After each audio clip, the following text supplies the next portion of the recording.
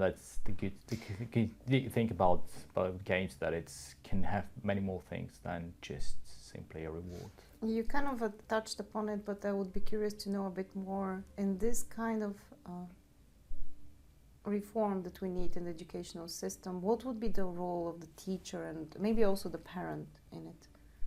Now that we do have these huge storages and databases and access to information, obviously there will be probably more like guides who would show you, where to research or how do you approach media in a responsible way. I don't know, I'm kind of guessing myself. I remember, because I studied here in Vienna and I studied media and mass media studies, pretty much.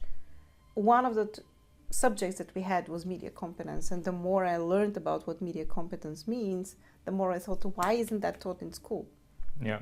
It is pretty much teaching you how to use the media and the platforms and the channels that we have out there for the purposes of your own growth, and not to be overloaded, as we say. But we don't teach our kids that. They need to figure it out on themselves, and obviously we're miserably failing at that right now. If you look at certain psychological markers of young people. So is that the role of the teacher? Is that the role of the parent now? I don't know. How do you see it? That's a brilliant question, I have to say, and I think, back in the days, especially when school basically or learning become a basic human right, and we got universal education. One of the main purposes, of course, of a teacher was to transmit information. Yes. So to pass on the knowledge to the next generations. Yes. Because, you still had the access to the books if you go to the library, but they can explain to you and everything. Yes, indeed, So, yeah. Okay. Now we have access to this education. We have also, you can go and do an online course, and the person, you would never meet the teacher or the educator, and you just sit online and they would talk to you, and you can still learn things. But I think the role of the educator is now to make sure that they're also facilitators, and to understand better what the needs of each kid are, which is also very, and also to prepare the education program in the best possible way so that it can be adaptive enough to each single kid's needs. And that's a very challenging work, challenging role for them, and I really admire the work of an educator, because it's a very difficult thing. It is indeed. And especially, and that's why when we started the conversation, we were speaking about how underprivileged some can be, because most of the countries in the world, they have universal education, you mentioned, but some of them the quality is just, in some places the quality is just not good enough, and only the rich one get, or the elites get the best education. And remember, when you were in school, how many kids you were in one class? 25, 26. 25. That was the maximum. Yeah. Yes. Still nowadays, I've been to classrooms with like 50 kids, and that's not the worst.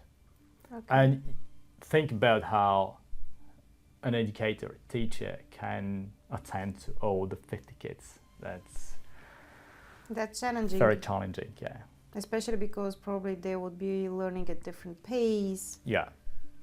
They would have like different interests. It was already difficult enough with 25, 26 kids, to be honest. Yeah, if you think about it. For me it was very natural, but now that I see how heterogeneous was, the situation in class. Yeah. I don't know, how do you speak to all of them? Interesting. And let's talk about the technologies that are, maybe opening new worlds for us today. And I'm going to make again the comparison to gaming. So in gaming, what we see is that the experiences become much more immersive. Yeah. So we have also this open world games, right? Where especially if you have some kind of like a VR or AR experience, you completely might forget where you are. Yeah. You are going to be tapping into this world. They design them in a way that the CGI is much more realistic. You are able to move in all the directions and not even, maybe even overcome certain gravity and develop new.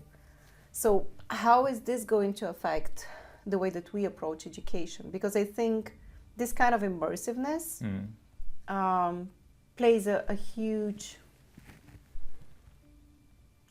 It affects the way that we perceive reality.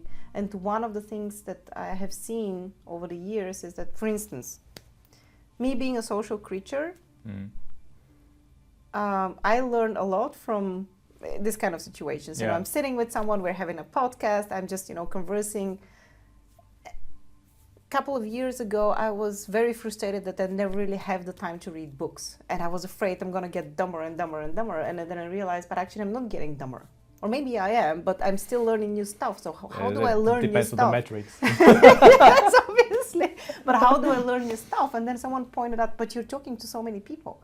Yeah. And I realized that, this kind of communication is also a way for you to acquire It's knowledge. enriching you. Exactly. In a certain way. So if we have this kind of immersive experiences and we have, this multiplayer situation, is that going to affect educational approaches, in your opinion? In some ways, yes. In some, not really. I think for social emotional skills, social emotional learning, it can be. I don't know. That's my view, and it can be more harmful than really nurture it, because it's very different. You have this avatar and talking to other people and stuff like that. It can work in certain situations.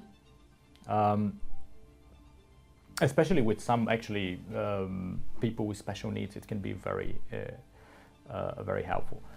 But it can be a very successful tool for teaching stuff and situation that you can't really be at. For example, if somebody can't be in a classroom and meet people because of some disabilities, amazing, For the majority, I think it could work also in situations that you can't really recreate them in the real world, like seeing dinosaurs or going and joining the battle between Rome and Carthage. I would have loved, to see those things when I was reading about them. Exactly. Yeah.